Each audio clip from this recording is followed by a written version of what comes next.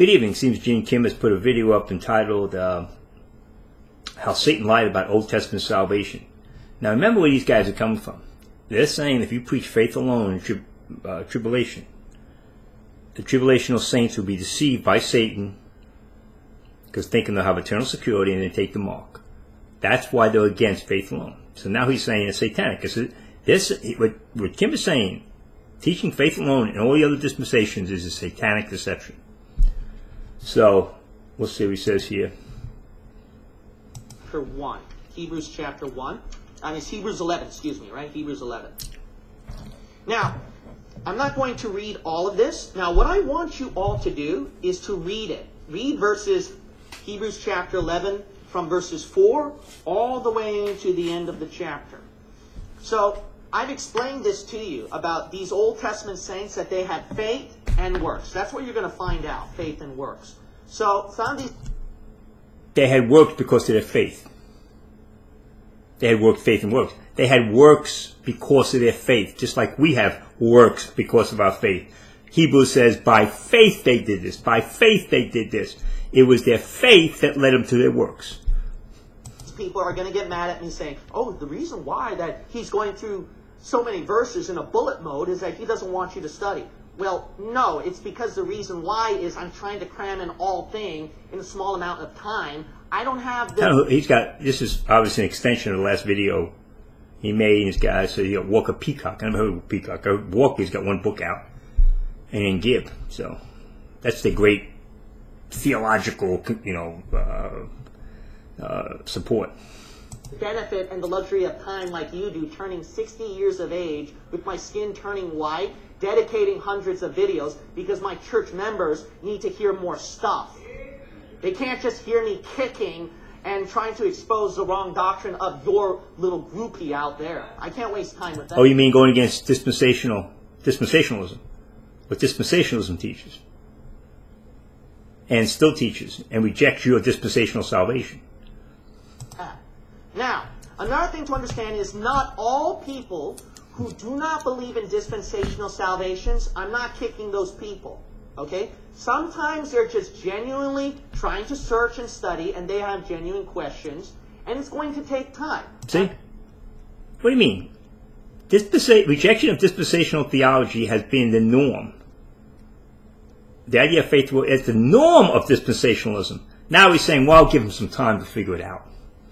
Understand that. But who I'm against is that those guys who are calling out Bible-believing preachers and then addressing them by name, critiquing them, thinking that they're dumb, they're stupid and all that. So I'm going to treat you like you're dumb and you're stupid because the scriptures show it.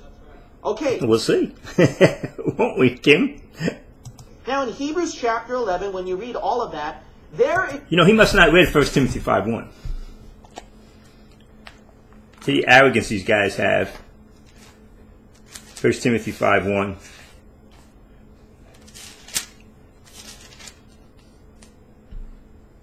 Rebuke not an elder, but entreat him as a father, and the younger men as brethren. I guess he never read that verse. No respect for elders. Blakey doesn't have it. Kim doesn't have it. None of these guys have it. The fact is, they're going against a dispensational system that's taught by the overwhelming majority of dispensationalists. They're the ones out of whack. Excuse is this. Because this shows faith and works in Hebrews chapter 11, I have to explain. It doesn't show faith and works. It shows works being produced by faith. It doesn't show faith and works.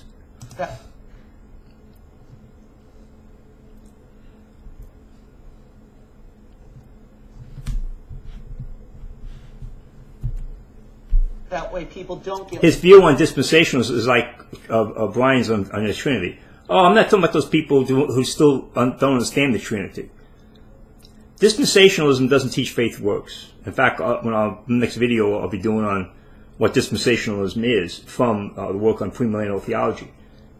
And it specifically say they reject faith and works as a system in any dispensation. Lost, and then I'll explain as best as I can. So Old Testament salvation, we obviously know, is different from Christian salvation.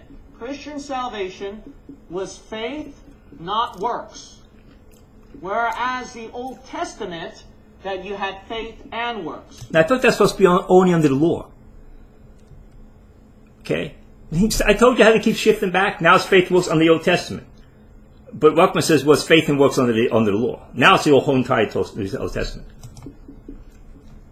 Now, their way around it is, when you look at Hebrews chapter 11, this is their argument. Obviously, when you read Hebrews 11, you see faith and works, right? That's pretty obvious. I see faith producing works, Kim. The works came from their faith. The works didn't add to their faith. The faith produced the works. Faith, Noah, he had a faith. Then you see a work. He built an ark. Yeah. From the faith. He was a saved man. By faith, Abraham, he had faith. Moved outside of his homeland. There's a work. He produced a work by his faith. See, the minds are shot, people. So this is pretty obvious. Dispensational salvation is literally looking at the verse and just telling you what it simply is. It's faith producing works. We don't say that works aren't supposed to be produced. We're saying works come from faith. They have nothing to do with the faith. They're produced by the faith. It's the faith that comes first. So it said faith. Why? Because it said faith. Why is it works? Because it is a work when you move to a different homeland. When you from your faith, and you're depending on God. Build and this guy's lost his mind, people. This guy's out there teaching. He doesn't know what he's talking about. Ark. It is a work when you're suffering torture. Yeah, we're supposed to produce works too, from our faith. And persecution, if you read Hebrews 11. Okay? What a condescending, pompous idiot this guy is. Just simply reading as it says. That's what makes faith producing works. Hebrews 11 tells us what those works were about, where those works came from. Faith. King James, dispensationalist. Because we believe in reading the word as it says in the King James Bible, and we rightly so do we. divide the salvation. These guys, they refuse to divide the salvation, and they don't read the King James Bible as it says. That's exactly what I was saying. There's nothing you've read that changes anything we say. Their faith produced the works. That shows something concerning if you want to be a King James dispensationalist truly. Now, you know how they interpret this? This is so complicated. We interpret it like very simply, right? Very simply. Yeah, heretical. You say man produces works, and God is blessing they've got to produce works in order to get the salvation. In other words, if they're not getting the works, they're not getting the salvation. So you add the works as a requirement as part of their salvation. We say their faith produces their works. All you have to do which is part of their walk, just like us. That it said faith and works. It said that. But we just divide it. That's in the Old Testament. Isn't that simple? Isn't it simple? But it's wrong. Now, these guys make it complicated. What they do is, no, what this is... He's trying to impose a heresy on there and saying we're making it complicated. This is truly salvation by faith alone, not works. But those works are just simply demonstrating their faith. Yeah. Now, how is that not really... Yeah. That's exactly right. It demonstrates the faith like our works demonstrate our faith. Salvation by faith alone, right? See, they're trying to complicate the argument. So what is this guy talking about? Now, how is that not really salvation by faith alone, right? See, they're trying to complicate the argument. It's faith alone, and they produce works to show their faith. So let me interpret it for you so that it can be easier for you to understand. What they mean is this. When Noah built that ark, his work, that was just simply a work showing his faith. And that's what Hebrews 11 says. By faith he built the ark. But his salvation was really actually by faith. Okay, so what did he believe in? Noah's salvation by faith was that he believed what God told him. Yeah. That's the idea. Yeah, we believe that. So what these guys are going to... See, he's thinking we believe in a different gospel. We believe it. Noah believed in what God told him to believe. And then he built the ark. But he wasn't building the ark in order to get saved. He was building the ark because he was saved. And if he hadn't built the ark, he would still have had eternal salvation, but he would have lost his life.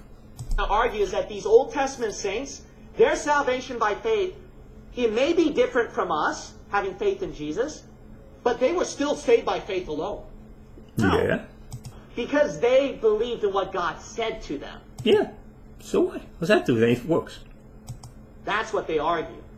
So because Noah believed what God said about the flood or the ark, that's what saved him, that faith. So when he built the ark, that had nothing to do with it. That was just a work showing it. See, that's how they argue, see? Now, you can tell they had to take a lot of time. It's like the simplest thing in the world. He believed God, what God said. He got saved, and he said, I better build this ark. This is complicated. And thinking to explain that to you. Now, the idea is this, is that... And if he hadn't built the ark, he would have died physically, but not spiritually. He was a saved man. This is easily debunked.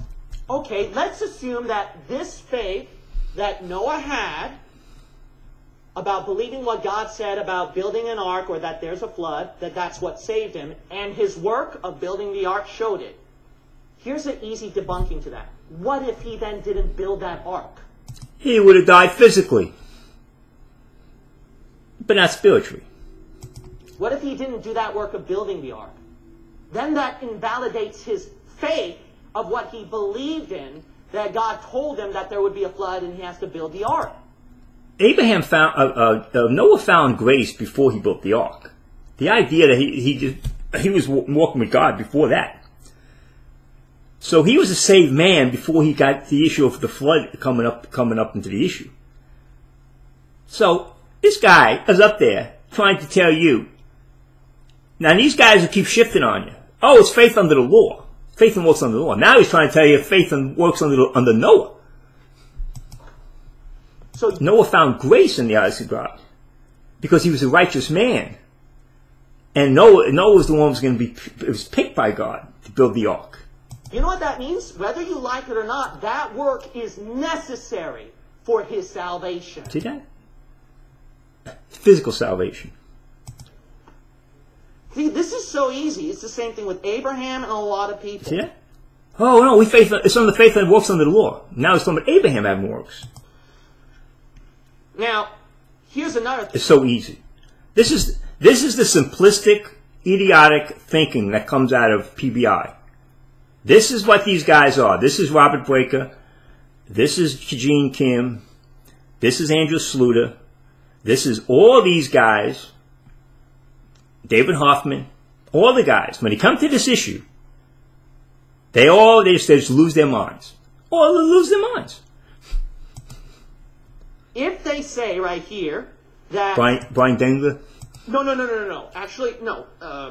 Even if Noah didn't do that work, or Abraham or all these other people, even if they didn't do that work, that didn't count for their salvation. It didn't. That had nothing to do with it. It didn't. It showed their salvation. They were still saved by faith. That's right. It showed their salvation. My question is this. Then what is their salvation by faith in? What God told them about. They believe what God told them. Abraham believed he was going to get a promise from God. Noah was saved before the ark. Because he was a righteous man, he believed what God told him about the ark. Believing in what the ark wasn't what saved him. He was already a saved man before that. Because there's Look at this guy. This guy is supposed to have a doctorate. I hope you people watch this video on this guy and see his face. And see the hatred that comes on his face, people. You have to see the hatred and the arrogance and how pompous he is. Salvation by faith, like what you said, was what God told them. Okay, on what? On what? Be specific. Well, Abraham was on that he'd have a seed. And his promise in his land. Why don't you be specific? That's what Ruckman says. Has this guy not read Ruckman?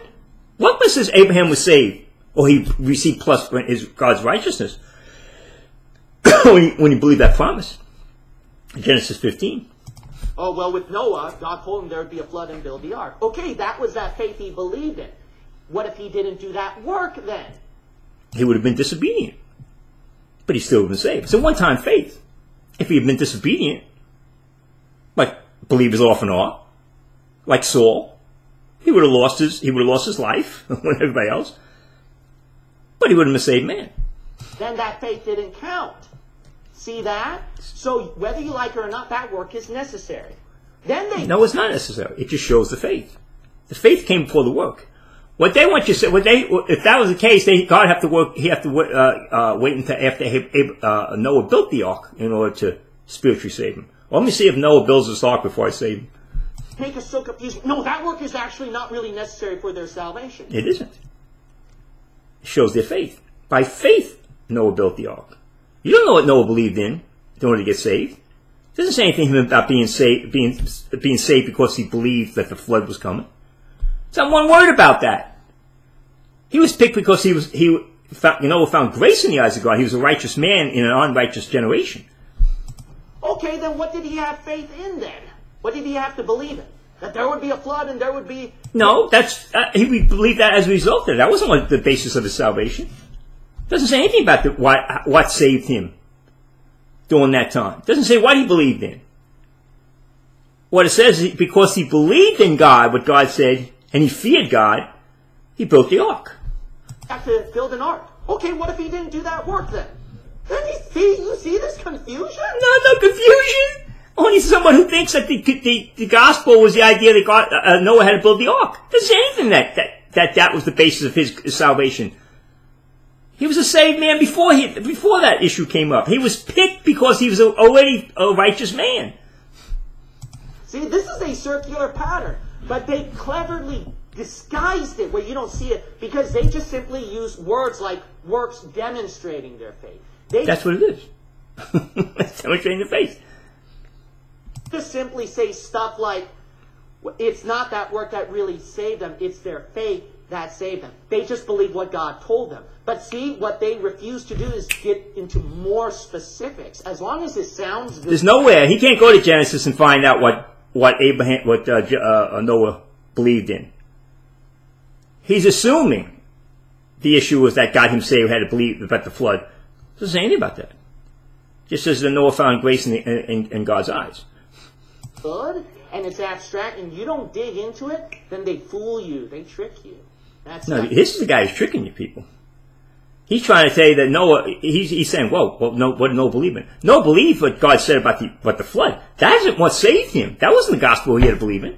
There's not one word about what issues Noah got saved, what saved Noah. Idea. So here's something that they're going to have to agree with then. If they then have no choice but to believe that these people, these works demonstrated their faith, otherwise their faith is not genuine, their salvation by faith is not genuine, they have to have these works? Isn't this... No, it shows their walk. It doesn't show that their faith is not genuine. That's Lordship salvation. See how Lordship salvation is always with undercurrent with these guys. That's Lordship salvation. If he didn't build the ark, he would have died physically. He would have failed. That's it. But that would not mean he was not saved. It just means that in his walk, he would have failed. Lordship salvation? If you're truly saved by this faith... See, he's the Lordship salvation. That's what he's talking about. Your works will show. See, they don't like that.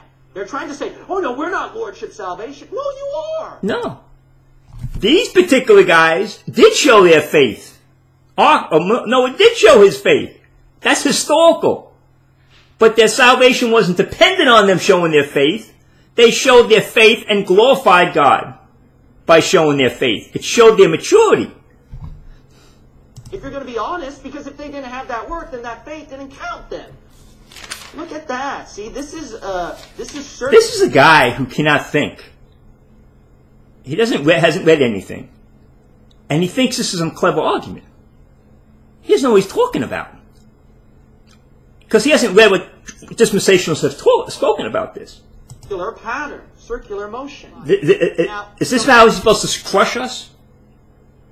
He's got to show that the gospel that Noah believed in was that he had to believe that God was going to flood the earth. It doesn't say what Noah believed in to get saved. It doesn't say one word about what he had to believe in to get saved. Other arguments that they might pull up, which is perhaps some pretty good questions, But to be quite honest, it's easily debunked. It's easily debunked. So, turn to Romans chapter 2, please. Romans chapter 2, and then we'll read verse 13. Romans chapter 2, and then we'll read verse 13. So let me explain this point right here. Romans chapter 2, and then we'll read verse 13. So here's another issue concerning these guys. Now here's something. Why do they have to try so hard? Why do they have to try so hard to get rid of what the verse is actually saying? Because here's the thing. If they insist, no, we're going by what the word exactly says, my question We all say what the word exactly says. But we look at context.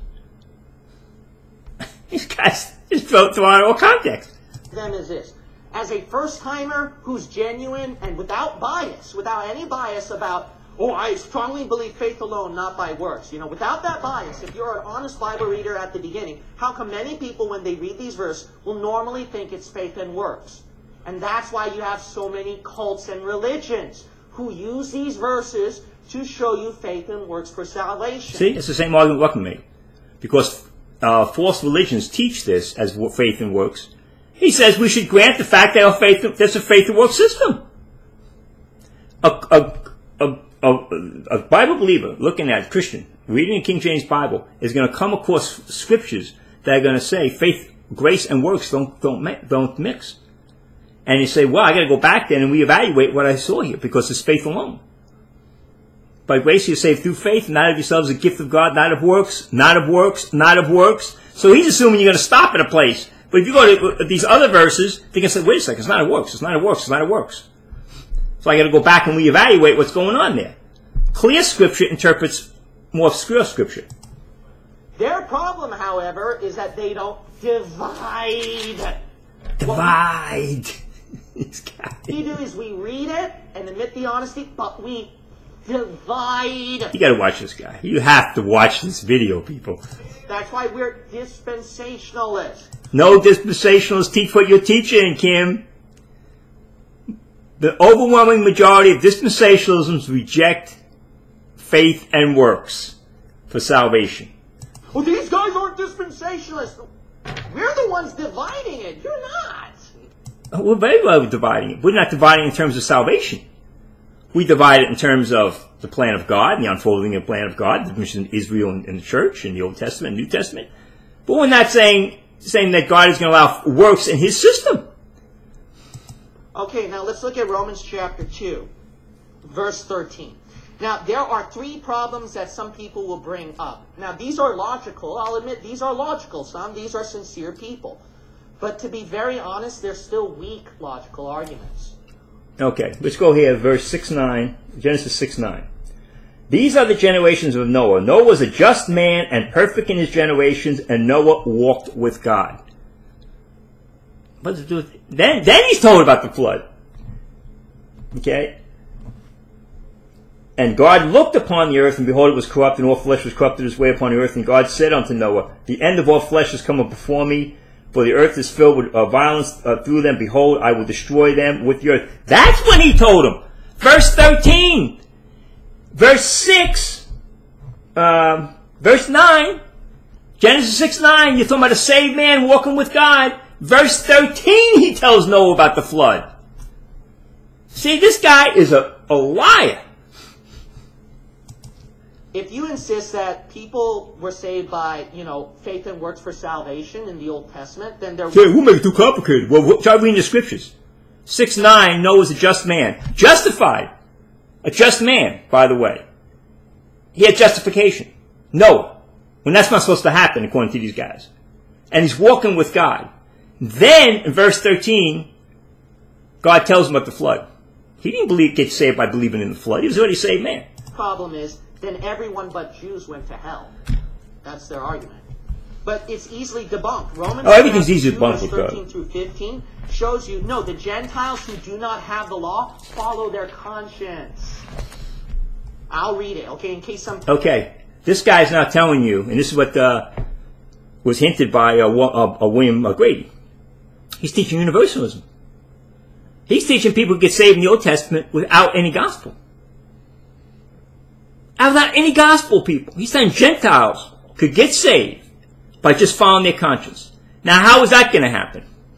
People accuse me for skimming. Oh, he's just skimming. No, I just don't have the luxury of time. Okay, so let me just read it for you. For not the hearers of the law are just before God, but the what? Doers of the law shall be what? Justified. See, Paul recognized that. For when the... He's saying now, doers of the law. Paul's not Paul. Doers of the law will be justified. Paul is talking about hypothetical in Romans 2.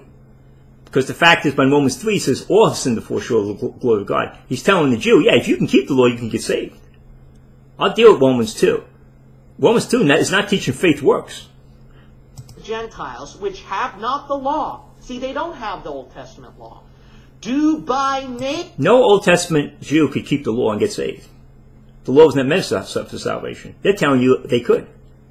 Paul was given a hypothetical and said, well, if you can keep the law, you can get saved. But you can't.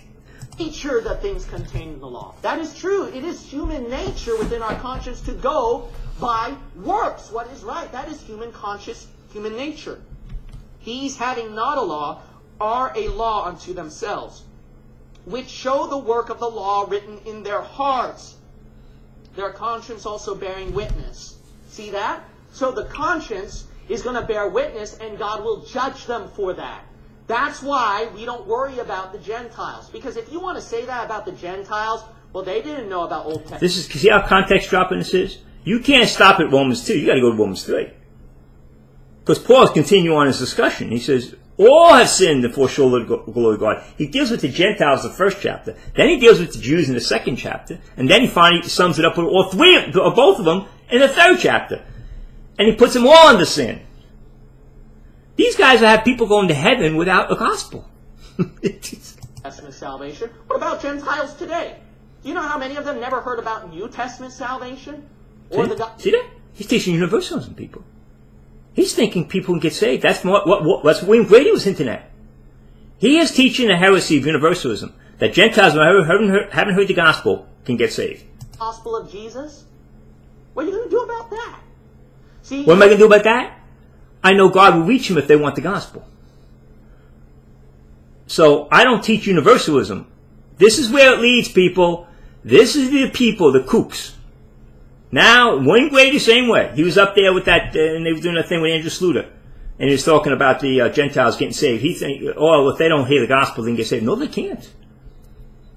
Now, God will get the gospel to them if they want it.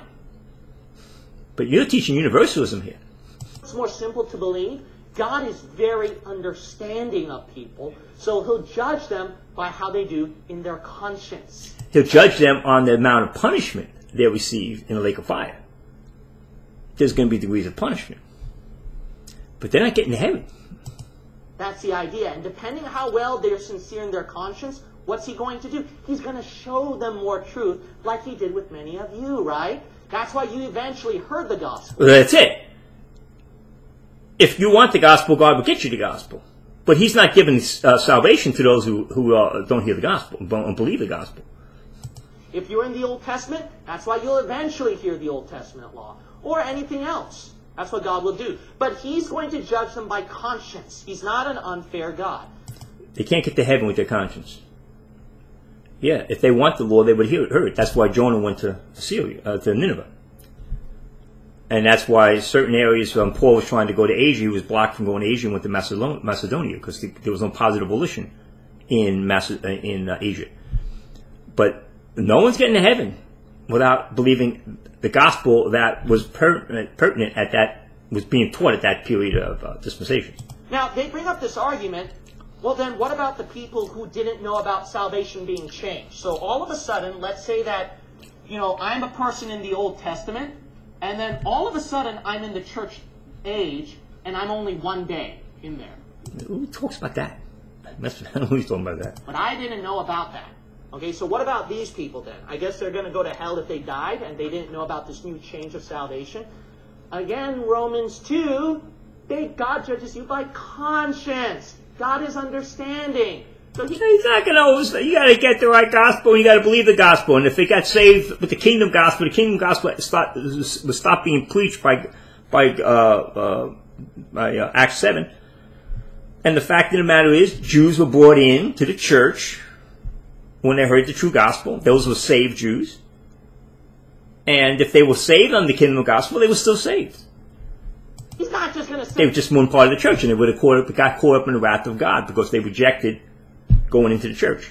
Some guy 0.5 seconds later after Jesus died on the cross, oh, you're going to burn in hell. No, he's going to... This guy, man. Go by conscience. By conscience. No, he doesn't go by conscience. He goes by his word. He doesn't go by conscience. He doesn't care about your conscience. He cares about the word of God. And if you're positive volition, he'll get the word to you.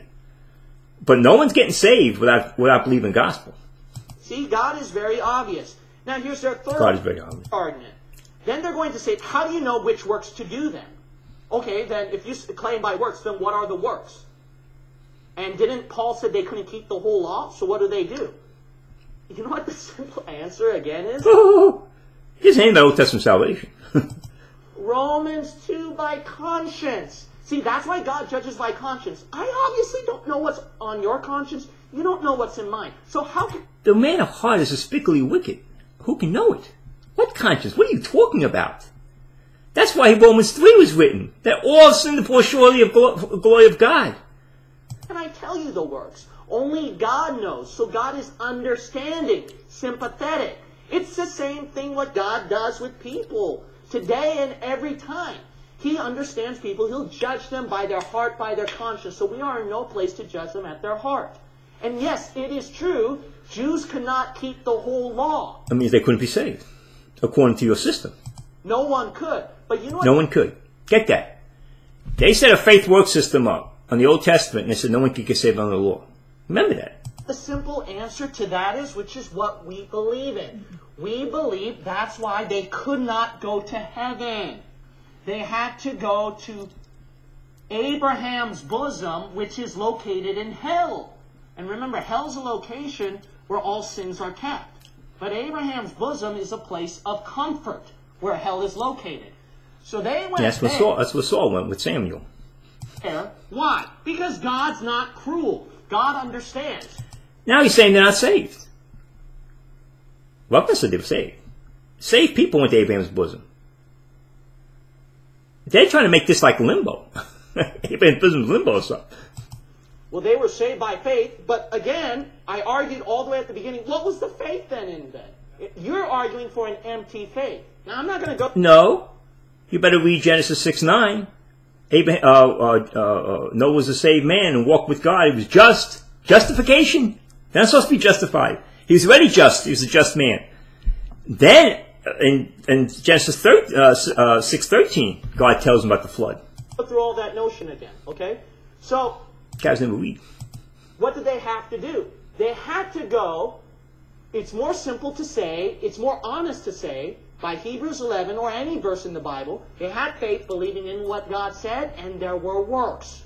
What? They had faith in what they believed, what God said, and the works showed the faith. That's what Hebrews 11 says. Why? Because it said, faith is said, works. It showed works. It showed works. There he goes. He finally has to say it. The faith showed. The works showed the faith. The works showed the faith. By faith they did this. By faith they did this. The faith motivated the works. Okay, so God put them here at a temporary basis. Yeah, because the blood hadn't been shed yet. That makes a lot of sense. Yeah. And then the cross of Jesus Christ had to pay it all for them, and then they went up. That's to do with works. I don't know anything works. Those are saved men going to Abraham's bosom waiting for the shed blood of Christ. Christ had to first go up there with the blood. That's why no one kept the whole law. It's obvious. So they went down. They were saved though, weren't they? So they couldn't be saved by the law. They had to be saved by their faith. Here, Jesus fulfilled the law for them, and they went up. That's what makes sense. Yeah, that makes sense. They were saved by faith alone because the law they couldn't keep the law.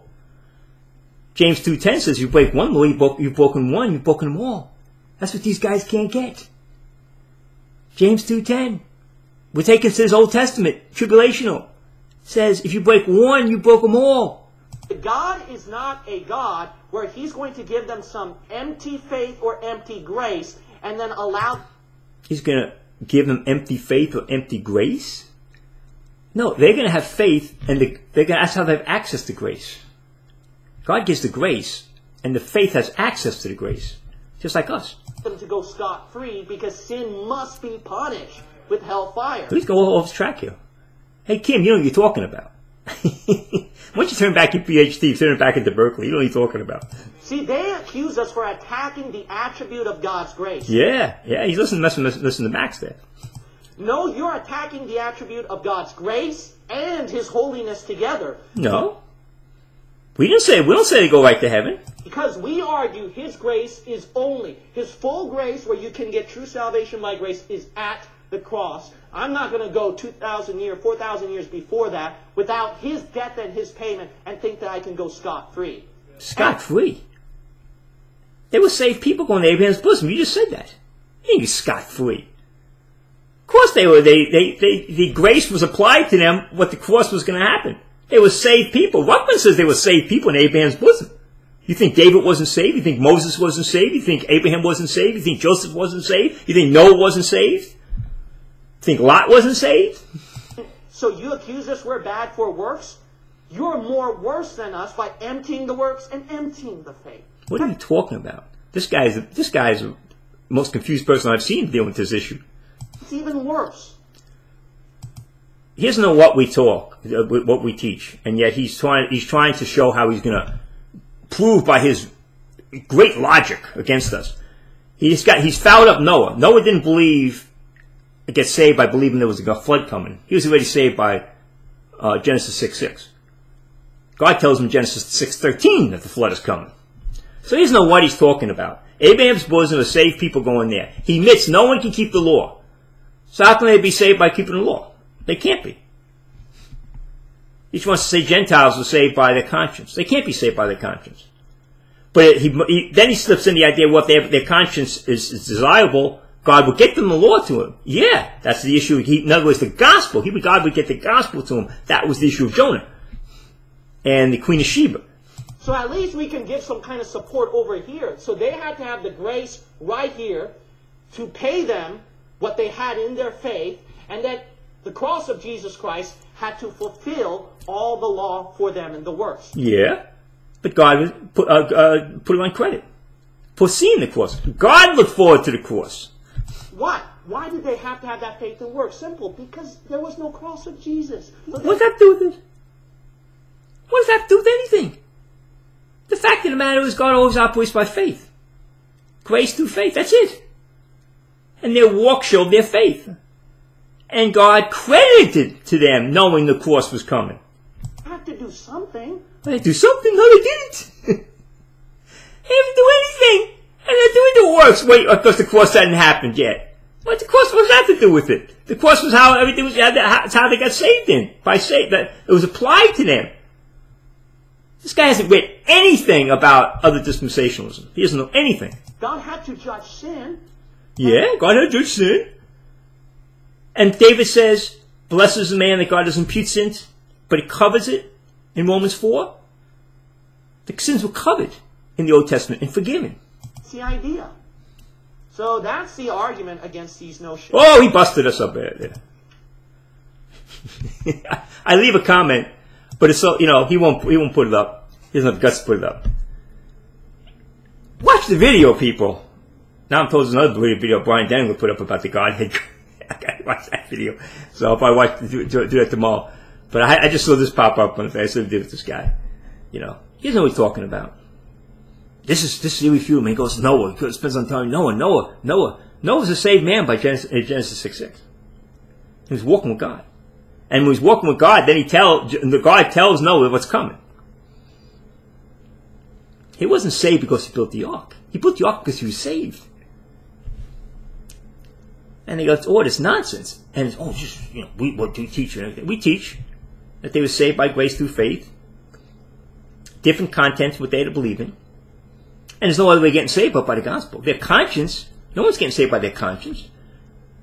The Jew could not keep the law, so he couldn't get saved by the law. So they keep talking about faith and works under the law. It's not going to save him. What did save him? Faith. But this is what you get these guys. This is the biggest double talk you ever seen in your life. That's why I keep hammering them.